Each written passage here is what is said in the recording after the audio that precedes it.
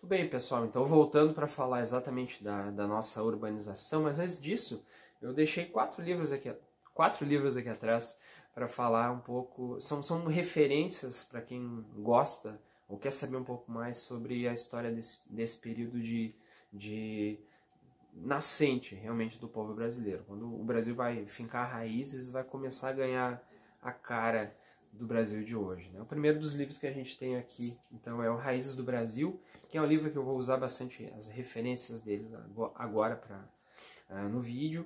Ele é do Sérgio Buarque de Holanda, para quem não sabe é pai do Chico Buarque, e é um livro ímpar, dá uma dimensão incrível e faz a gente entender muito, afinal, que Brasil é esse de hoje, por que o povo brasileiro é assim, assado. A gente reclama tanto às vezes de dizer brasileiro é mesmo. E aqui tem bastante explicações. O outro livro, então, um clássico, que inaugura exatamente, vamos dizer assim, a historiografia séria do Brasil, que é Casa Grande Senzala, do Gilberto Freire. É uma obra monumental e ele dá para entender muito legal, principalmente o período lá da cana-de-açúcar. O Raízes do Brasil vai falar um pouquinho mais, passa por esse período também da cana-de-açúcar, mas vai falar um pouquinho mais sobre o que a gente está estudando agora, que é o processo da urbanização. Um outro livro, também um clássico, do Darcy Ribeiro, né? O Povo Brasileiro, complementa bastante. E eu vou dar uma dica, pessoal. Saiu agora, uns meses atrás, Escravidão. Do Laurentino Gomes, serão 3 livros. Ele também escreveu outros best-sellers aí, recentes, né, sobre a história do Brasil. E esse livro demandou uma pesquisa de muitos anos dele, viaja a muitos países. E eu posso dizer uma coisa para vocês. Eu sempre achei a escravidão um absurdo.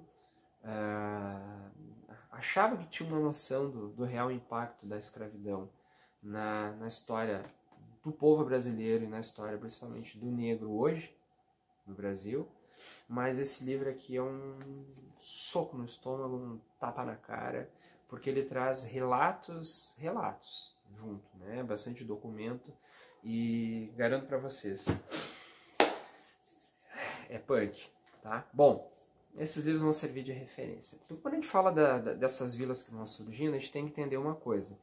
É normal, tu já vai ter um ponto de comércio, as igrejas, né, porque a Igreja Católica sempre esteve presente nesse processo, então as igrejas vão surgir, e essa é a base do núcleo das cidades coloniais brasileiras. Aqui em Torres mesmo, nós podemos ver essa referência na Igreja São Domingos, aqui em cima do Morro do Farol.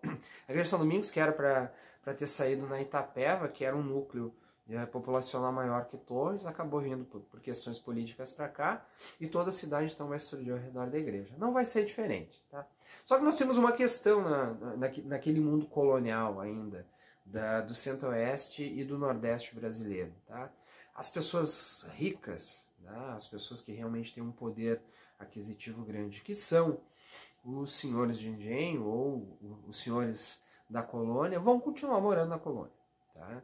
Muitos deles vão acabar tendo depois suas casas na cidade, que são casas que são ocupadas no período de férias que se dão, ou então eles vão ocupar quando eles estão na cidade para resolver alguma questão relacionada ao Estado ou à política.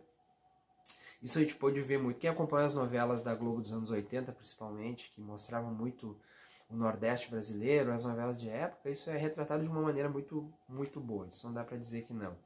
Então, isso vai gerar um impacto nas cidades, tá? Porque quando a gente pensa tipo no modelo dos Estados Unidos lá, né?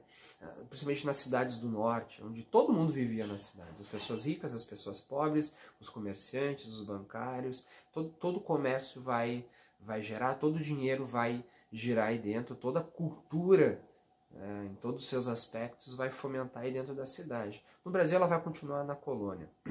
O Brasil é tão grande e ele ficou tão abandonado pela coroa até então que os senhores de engenho ou os donos de casas coloniais nas suas terras, eles tinham tudo que precisavam dentro das terras.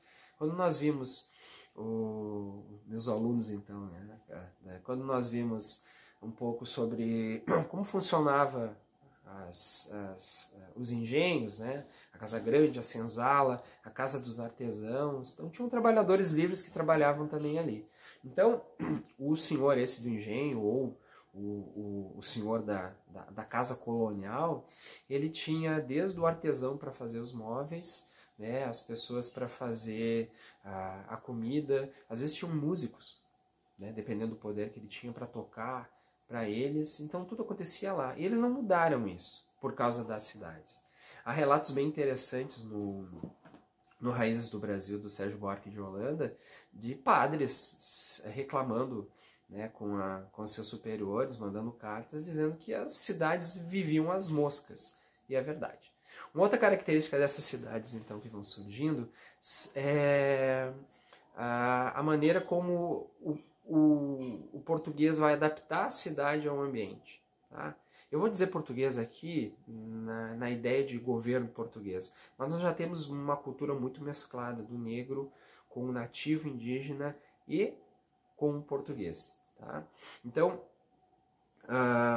nós vamos adaptar o terreno às cidades. Né? Quando nós vamos olhar as primeiras cidades, as mais importantes cidades coloniais do período, né? Ouro Preto, Diamantina, São João del Rei, nós vamos ver o seguinte, que essas cidades são cidades de ladeira, né? A zona lá das Minas Gerais é uma zona de morros, e a cidade toda ela vai acompanhar o terreno, ela vai se adaptar à natureza, que é muito interessante.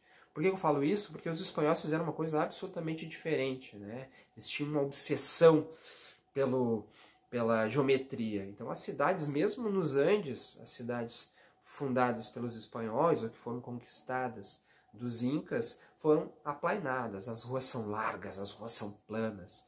E o Brasil colonial é um Brasil de ladeiras. Tá? Então é uma característica bem interessante nossa também. Bom, o que mais a gente pode falar dessas cidades coloniais? Logo vai começar um afluxo gigantesco de pessoas saindo de Portugal e de outras regiões para tentar a sorte no Brasil. Né? Lembrando que na descoberta do ouro, o governo brasileiro até era, vamos dizer assim, bastante condescendente. Você achava ouro, você podia tentar explorar de maneira clandestina e embarcar esse ouro via mercado negro para fora. A gente sabe que, na verdade, mais de 50%, é um cálculo que se faz, de todo o ouro encontrado durante esse período, realmente saiu de forma clandestina do Brasil. Mas uma outra maneira que você tinha, que era talvez mais tranquila para poder trabalhar, é o seguinte: achei as terras, avisa o governo vai dividir essas terras em lotes, né? 3 lotes, você ficava com 2 deles, você escolhia, e depois o governo, a coroa, ia leiloar o seguinte. Claro, tinha o quinto, né? De tudo que você pegava um quinto, você conseguia explorar um quinto, ficava para o governo, mas era um negócio lucrativo. Então você imagina o seguinte: pessoas que não tinham nada, ou pessoas que tinham, mas não tinham muito, pessoas... eu estou falando de pessoas livres, tá? Pessoas fugitivos também, não só pessoas livres. Vieram, principalmente de Portugal para o Brasil, para tentar a sorte. Foi um processo muito parecido com a corrida do ouro que aconteceu nos Estados Unidos. A diferença só é que lá foi incentivado.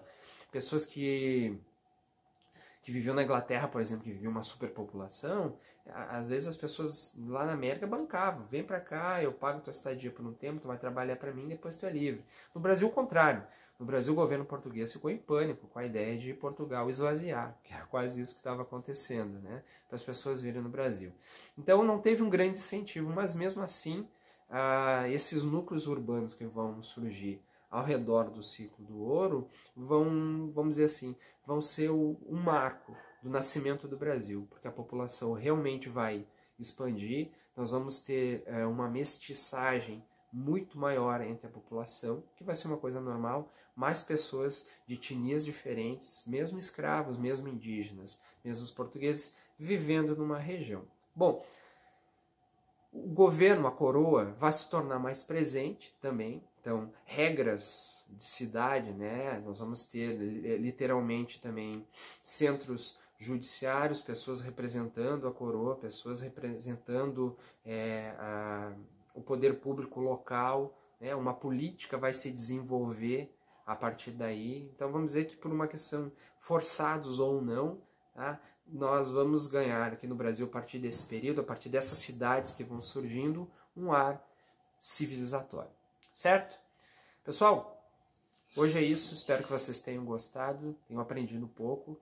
Isso é só para falar um pouquinho sobre o assunto, dar uma pincelada, trazer algumas coisas que não estão nos livros, algumas curiosidades, mas isso não exime ninguém, os alunos principalmente, de pegar o seu livro, fazer a sua leitura, fazer aqueles exercícios que nós fazemos sempre, né? Fazer um fichamento, fazer, quem sabe, um joguinho de perguntas e respostas, né?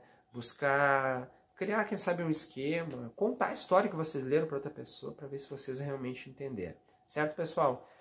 Fica a dica, então, estudem bastante, tá? Acompanhe os vídeos aqui no canal e detalhe, eu não deixei dito nos outros vídeos, coloquem as dúvidas e as perguntas de vocês aqui embaixo, tá?